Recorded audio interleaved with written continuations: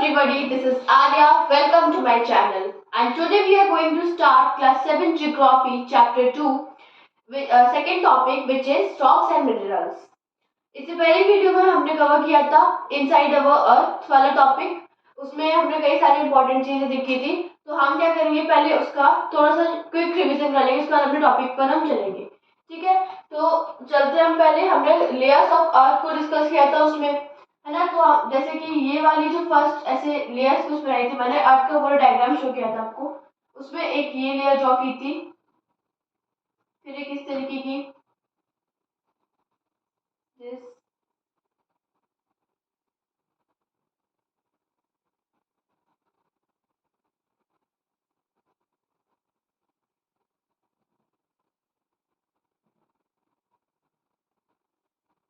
फिर एक यहाँ पे। ठीक है, तो ये जो लेयर बताई थी मैंने आपको, ये ऊपर वाली जो लेयर थी ये थी क्रस्ट। उसके बाद जो यहाँ पे था ये लिथोस्फियर था। फिर यहाँ से लेकर ये यहाँ तक क्या था, मेंटल।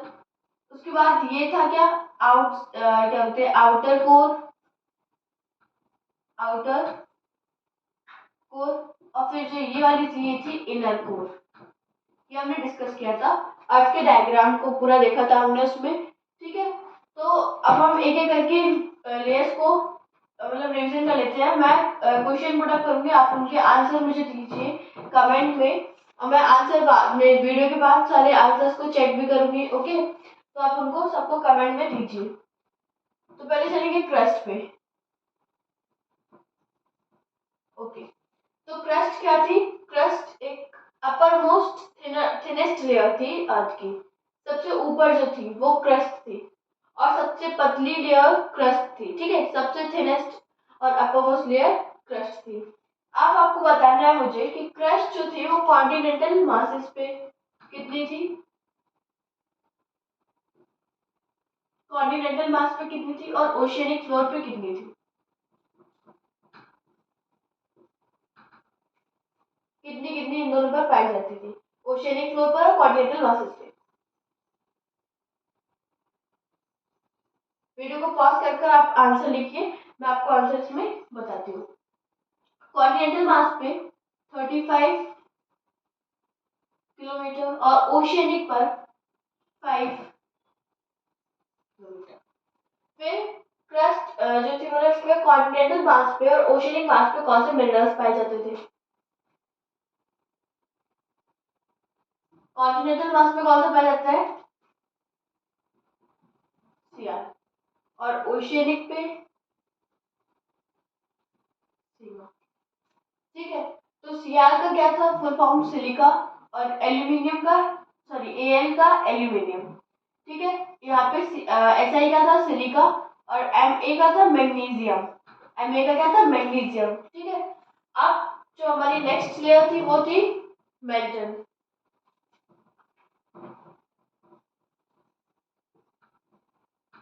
ये मेटल क्या थी, मेटल है। इसकी अगर हम डेफिनेशन में फिर इसको डिस्क्राइब करना चाहे तो किस तरीके से करेंगे। It is the layer just been the crust. Crust के जस्ट नीचे लेयर थी वो थी मेटल। ठीक है, it is the layer just beneath the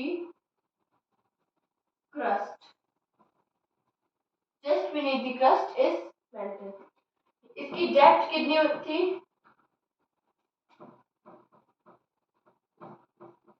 इसकी डेप्थ 2900 किलोमीटर, ये इसकी डेप्थ थी। ओके, तो मेटल में यहाँ पे इतने था। उसके बाद नेक्स्ट जो था वो था कोर। कोर में 2 आते हैं, इनर कोर और आउटर कोर। ठीक है, तो कोर में मतलब पहले तो कोर का रेडियस कितना था, कोर जो थी सबसे लास्ट लेयर थी, है ना, सबसे last layer after crust and mental, सबसे लास्ट में कोर आती है। अब कोर की रेडियस कितना था,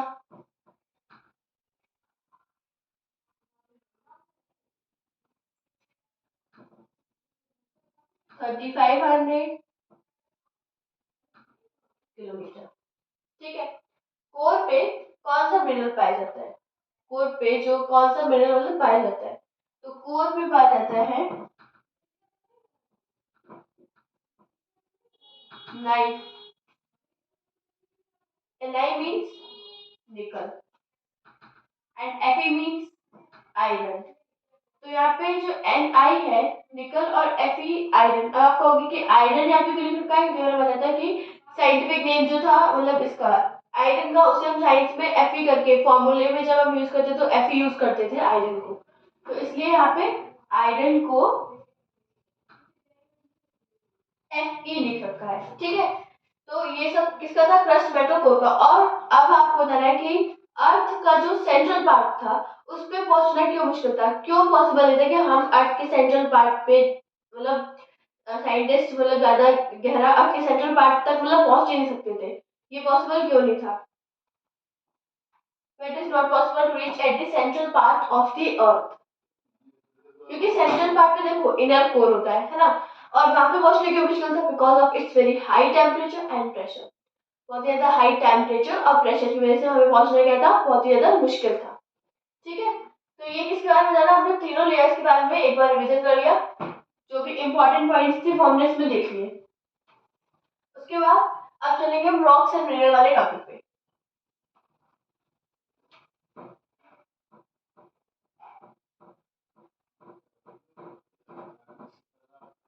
yes. तो रॉक्स एंड मिनरल पे हम जाएंगे तो यहाँ पे देखेंगे कि ये रॉक्स क्या होते हैं। रॉक्स क्या होते हैं? तो देखो, rock natural mass of mineral metal which makes up the earth crust.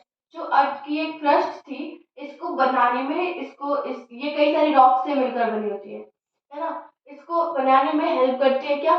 Rocks, मतलब एक नेचुरल मास, और उन रॉक्स में मिनरल्स भी पाए जाते हैं, है ना। अर्थ के नीचे भी कई सारी रॉक्स, अर्थ की फॉर एग्जांपल सरफेस, अर्थ का सरफेस है और अर्थ के नीचे भी कई सारी रॉक्स पाई जाती है ना। उसको हम देखेंगे जब रॉक्स हम समझेंगे तो उसमें हम देखेंगे। ओके, तो रॉक्स का देख लेते चलो। रॉक्स क्या है? एक नेचुरल मास है, natural mass of mineral metal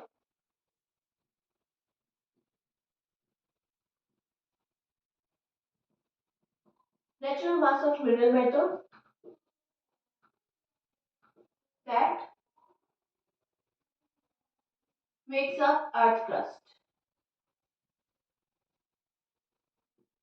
that makes up earth crust। ये क्या है? रॉक्स। एक नेचुरल मास है मिनरल मैटर का, इसमें कई सारे मिनरल्स भी होते हैं। ठीक है, तो मिनरल मैटर का that makes up the earth crust, जो अर्थ क्रस्ट बनाते हैं, that makes up the earth crust. Okay, तो ये तो हो गया रॉक्स। अब यहाँ पे हम थ्री टाइप्स की मेजर रॉक्स होती है उनको पढ़ेंगे। थ्री टाइप्स की मेजर जो रॉक्स होती है वो थ्री टाइप्स की होती है। तो आपके बुक में जो दी गई है उसमें से पहली है इग्निशियस रॉक, ये rock.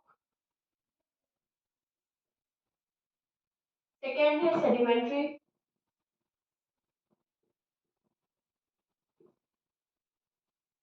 And third is metamorphic.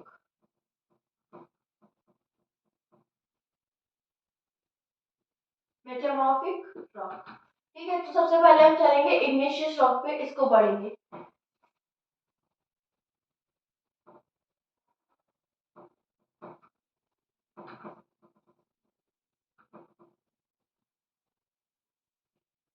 Igneous rock ये क्या है? देखो, इग्निशियस रॉक क्या होती है कि ये रॉक ऐसी रॉक होती है जो अर्थ के सरफेस पर आकर when it comes out from the earth's surface and cools down becomes hard, then this type of rock is called what? Igneous rock। ठीक है, फॉर एग्जांपल ये अर्थ का सरफेस है, यहाँ पे वॉल्केनिक इरप्शन होता है। ठीक है, तो ये नीचे अर्थ का सरफेस है, ये यहाँ पे मतलब ये जो मॉल्टेन मैग्मा है, मॉल्टेन मैग्मा ये ऐसे करके निकला और यहाँ पे आके इस तरीके से गिरा। अब अर्थ के सरफेस पर आके यहाँ पे कूल डाउन बढ़ गई है। ठीक है, यहाँ पे क्या बढ़ गई? ठंडी हो गई, तो भी कहते हैं इग्निशियस रॉक कहते हैं। ऐसे टाइप के आप डेफिनेशन देख लीजिए इसकी। Molten magma cools down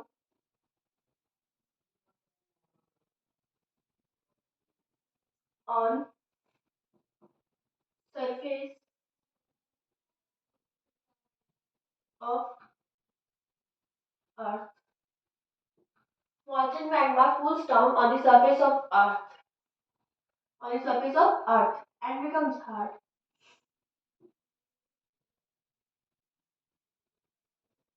And becomes hard. So these types of rocks are called igneous rocks. इस तरीके के रॉक्स को कहते हैं igneous rocks. Igneous rocks जो होती हैं इन्हें प्राइमरी रॉक्स भी कहा जाता है. तो अगर आपके एग्जाम में आ जाए what are the primary rock, तो आपको क्या कहना पड़ेगा, वो मतलब क्या होंगे, igneous रॉक जो होती है वो प्राइमरी रॉक होती है.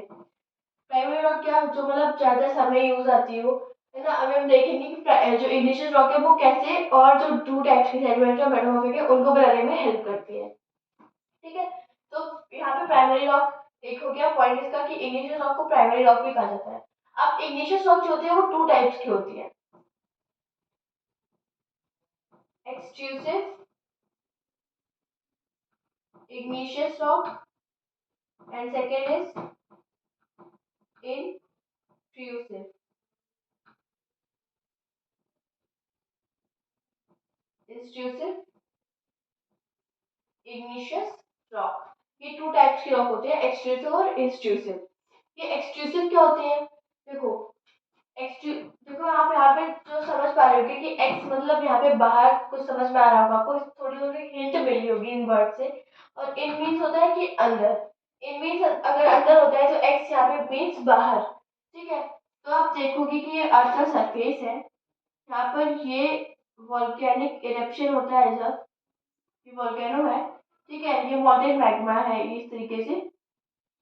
अब जब ये यहाँ से वॉल्केनो से मतलब ये निकलता है ना, ये मैग्मा वॉल्केनो से निकलता है, और यहाँ पे जब ये इरप्ट होता है मॉल्टेन मैग्मा, फेलिएट मॉल्टेन मैग्मा, और अर्थ के सरफेस पर आता है और कूल डाउन हो जाता है.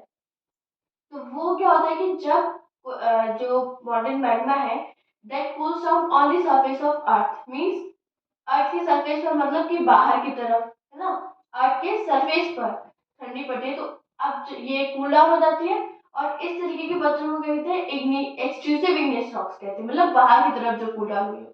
और इंट्रूसिव मीन्स कि वो रॉक्स जो कि अंदर की तरफ, फॉर एग्जाम्पल ये मॉल्टेन मैग्मा जा रहा है, ठीक है, और कहीं ये साइड से हल्का सा चला गया और वहां पे जाके जम गया, ठंडा पड़ गया. ठीक है. तो पत्थर ये हार्ड हो गया और पत्थर के उसमें पत्थर के फॉर्म में आ गया.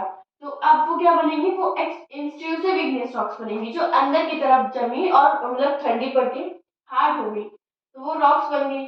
ठीक है. तो वो क्या होंगी, इंट्रूसिव igneous रॉक्स. ठीक है. अब इनकी डेफिनेशन लिख देते हैं. When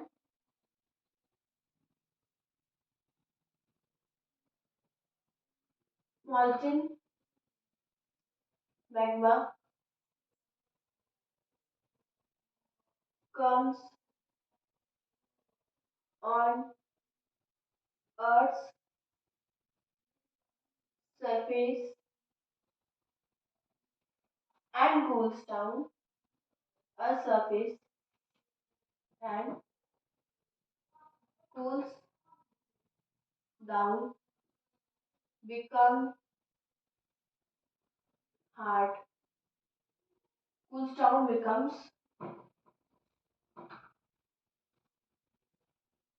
hard. Becomes hard.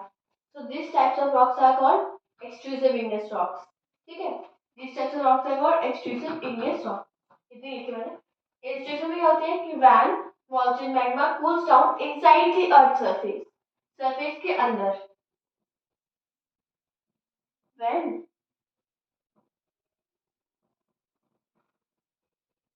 when molten magma cools down inside surface of earth, अर्थ के सरफेस के अंदर, surface of earth, and becomes hard, और वो हार्ड भी बन जाते हैं, and becomes hard. So these types of rocks are called intrusive igneous rocks. ठीक है, जब मॉल्टेन मैग्मा ठंडा पड़ जाता है और कहाँ पे, सरफेस ऑफ अर्थ के अंदर, और जम जाता है, तो फिर वहां पे जो पत्थर के फॉर्म में जो क्रिएट जाती है वो इंट्रूसिव इग्नियस रॉक्स होती है। अब देखो, एक्सट्रूसिव इग्नियस रॉक का एक एग्जांपल देखो, बसल्ट रॉक। बसल्ट रॉक इसका एग्जांपल है एक्सट्रूसिव का, बसल्ट, यहाँ पे लिख मैं, बसल्ट रॉक।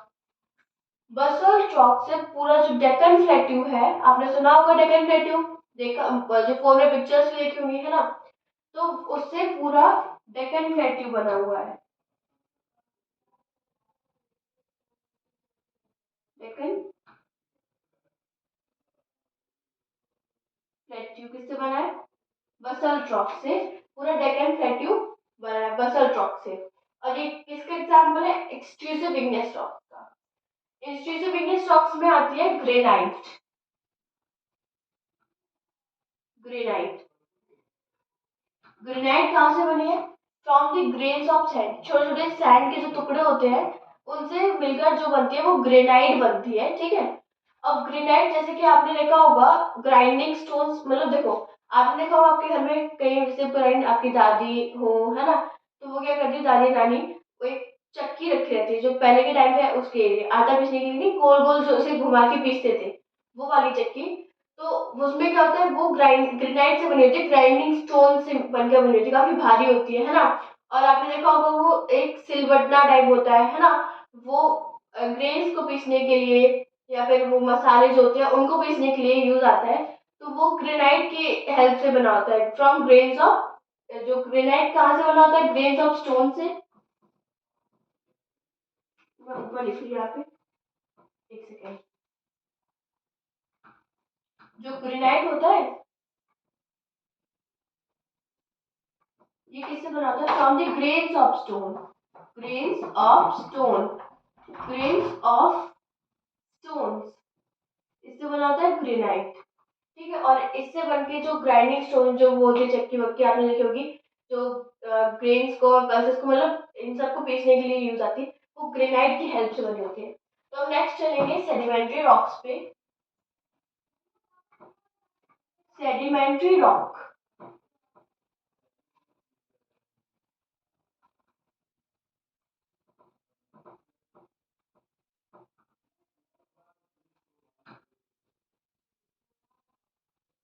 सेडिमेंट्री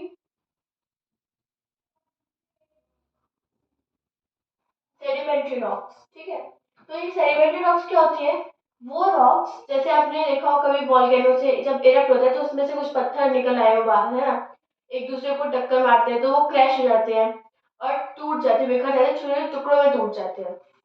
या फिर कहीं से कुछ पत्थर गिर रहे हो तो वो एक दूसरे को जब क्रैश करते हैं, एक दूसरे को टक्कर मारते हैं, किसी और चीज से टकराते हैं, तो वो छोटे छोटे ग्रेन्स, छोटे छोटे फ्रेगमेंट्स में कन्वर्ट हो जाते हैं। तो वो फ्रेगमेंट्स की हेल्प से सेडिमेंट्री रॉक्स बनी होती है, हम पूरा प्रोसेस देखेंगे भी। सेडिमेंट्री रॉक्स क्या होती है, when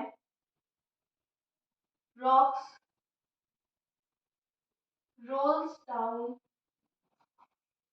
rolls down hit each other hit each other and crack, rolls down hit each other and crack. When rocks rolls down hit each other and crack, so they are converted into small fragments. जैसे कि बड़े बड़े ये पत्थर है एक दूसरे से टकराए और छोटे छोटे टुकड़ों में इस तरीके से कन्वर्ट हो गए, इन टुकड़ों को स्मॉल फ्रेगमेंट्स कहते हैं। ठीक है, so they are converted into these crack down, मतलब जब टूट जाते हैं तो दे आर कन्वर्टेड इनटू, मैंने यहाँ पे एरो लगा दिया कन्वर्टेड, कन्वर्ट लिखने की जगह, they are converted into small fragments, वो स्मॉल फ्रेगमेंट्स में कन्वर्ट हो जाते हैं। इन फ्रेगमेंट्स को कहते हैं सेडिमेंट्स, कहते हैं सेडिमेंट्स। ठीक है, अब ये सेडिमेंट्स जो होते हैं ना, these sediments आर, वेट, जो ये सेडिमेंट्स होते हैं ये हवा या पानी के द्वारा ट्रांसपोर्ट किसी और जगह पे कर लिए जाते हैं। जैसे बहुत तेज बारिश हुई या आंधी आई, उससे क्या होता है कि जो छोटे छोटे टुकड़े आपने देखे बहुत ही हल्के होते हैं, तो इनको पानी आराम से उड़ाए नीचे चला जाएगा, या हवा या तेज आंधी आराम से नीचे जाएगी। तो ये सेडिमेंट्स होते हैं, they are transported and or deposited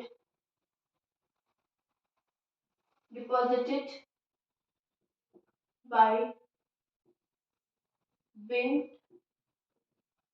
or water, ठीक है। एंड आफ्टर दैट क्या होता है, दे आर कंप्रेस्ड। ये क्या होता है, कहीं किसी मतलब किसी के बीच में जाके दब गए है ना, या फिर क्या हुआ कि जो मिट्टी इट्टी होते हैं ना उनके बीच में जाके दब गए, तो काफी टाइम लगता है, मतलब बहुत ईयर्स भी कह लो, ईयर्स फॉर्म कर काफी ज्यादा ईयर्स लगते हैं। किसी के नीचे दब गए और फिर वो वहाँ पे दबे रहे, तो फिर कंप्रेस्ड हुए है ना, दबे, और काफी ज्यादा उसमें प्रेशर लगा, तो इससे क्या हुआ कि वो लेयर्स ऑफ रॉक में कन्वर्ट हो गई, और वो लेयर ऑफ रॉक जाके बनी सेडिमेंट्री रॉक। तो उन टाइप की रॉक्स को कहते हैं सेडिमेंट्री रॉक। तो क्या होता है भाई, wind of water, and after that they are compressed and hardened. They are compressed and hardened to they are compressed and hardened to form layers of rocks. And these types of rocks are known as sedimentary rocks. ठीक है, तो इन तरीके की rocks को हम क्या बोलते हैं, इस तरीके की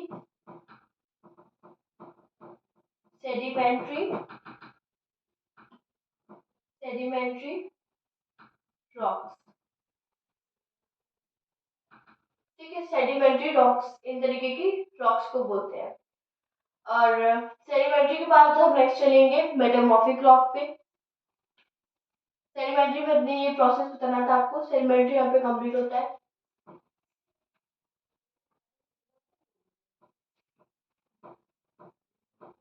उसके बाद जो नेक्स्ट है वो है मेटामॉर्फिक रॉक।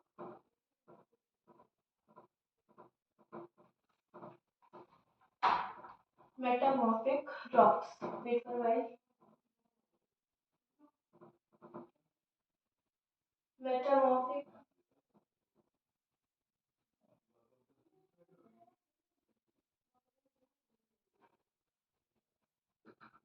मेटामॉर्फिक रॉक ये क्या होता है कि जो इग्निशियस रॉक्स होती है, इग्नियस रॉक्स, इग्नियस रॉक और सेडिमेंट्री रॉक,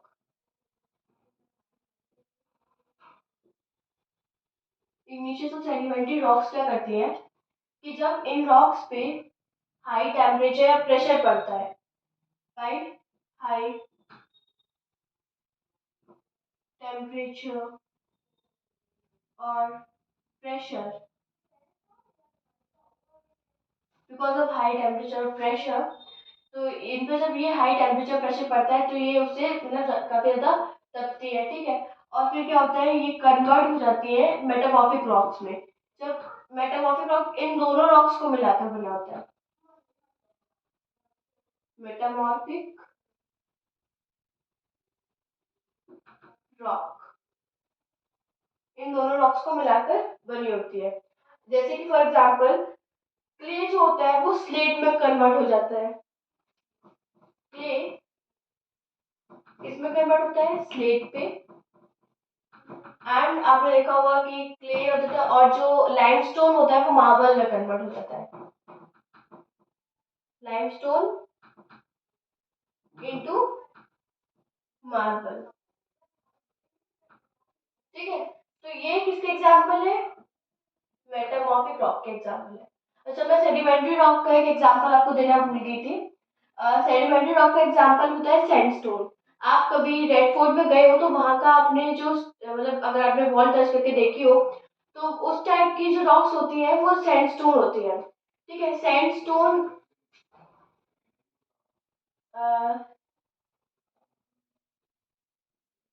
सैंडस्टोन, ठीक है।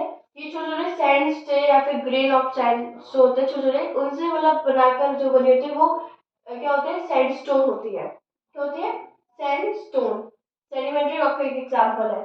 ठीक है, आप किसी उसमें देखिए रेड, आपको जैसे रेड फोर्ट में जाते हो तो आपको वहाँ पर रेड सैंडस्टोन देखने को मिलेगा, तो वो भी एक सैंडस्टोन ही होता है और वो सेडिमेंट्री रॉक का एग्जाम्पल है। और मेटामॉर्फिक रॉक का एग्जांपल क्या है? क्ले कन्वर्टेड इनटू स्लेट, तो स्लेट में बन गया जाके ये मेटामॉर्फिक, स्लेट क्या हो गया? Metamorphic. Limestone converted into marble, ये मेटामॉर्फिक हो गया। और मेटामॉर्फिक कैसे बनता है? इग्निशन सेडिमेंट्री रॉक्स पे जब हाई टेम्परेचर पड़ता है और या फिर प्रेशर पड़ता है तो उससे वो कन्वर्ट हो जाती है इनटू मेटामॉर्फिक रॉक। ठीक है, अब जो इसके बाद हम नेक्स्ट वीडियो में रॉक साइकिल पढ़ेंगे, तो उस रॉक साइकिल में हम देखेंगे कि किस तरीके से जो रॉक्स होती है एक दूसरे में कन्वर्ट होती है। आपने वाटर साइकिल देखी होगी, एग्जैक्टली सेम कुछ उसी तरीके का रॉक साइकिल भी होता है कि जहाँ मतलब यहाँ से शुरू हुई और वहीं पे जाके वो फिनिश हो जाती है ना। फ्रॉम वॉल्केनो टू वॉल्केनो, मतलब जो वो लावा होता है या फिर वो लोग उसे जो क्या बोलते हैं मॉल्टेन मैग्मा होता है, वहां से शुरू होती है और फिर दोबारा से मॉल्टेन मैग्मा में ही कन्वर्ट हो जाती है जाके। ठीक है, तो ये रॉक साइकिल हम नेक्स्ट वीडियो में पढ़ेंगे ताकि ये वीडियो ज़्यादा लेंथी ना हो जाए। अब लास्ट में इस टॉपिक को फिनिश करने का लास्ट में मेरा आपसे एक क्वेश्चन है। आप सब ताजमहल गए होंगे, आप सबने देखा भी होगा, उसे नोटिस किया होगा, तो आपको अब मुझे ये मतलब देना है, आंसर देना है इसका कि जो ताजमहल का जो मार्बल है वो कौन सा मार्बल है, उसका नेम क्या है उस मार्बल का, और वो किस टाइप का है, इग्निशियस है, सेडिमेंट्री है या मेटामॉर्फिक है। ठीक है, और ये मार्बल कहाँ से लेकर आया गया था, इस मार्बल को कहाँ से मंगवाया गया था। ठीक है, तो आपको इसका आंसर देना है मुझे नेक्स्ट कमेंट सेशन में, और मैं बाद में नेक्स्ट वीडियो जो रॉक साइकिल वाली होगी उसमें आपको इसका आंसर दूंगी। तो thank you so much, bye, take care.